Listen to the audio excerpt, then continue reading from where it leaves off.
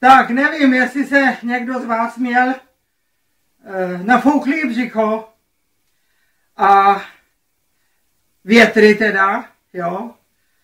A já mám nový vynález, protože mi ty tabletky moc nepomáhají, tak já, když mám nafouklý takhle hodně břicho, tak a nevím, co s tím, a není mi dobře, tak já zapnu vysavač, jo, zapnu si vysavač a saju.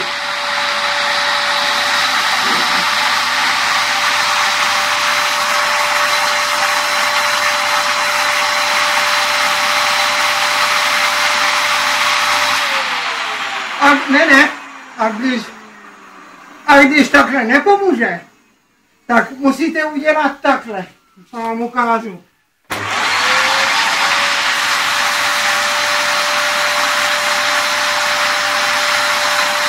No.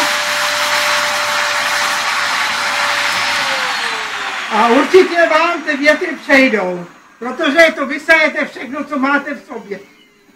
Margita Stejková, posílám to natoč video.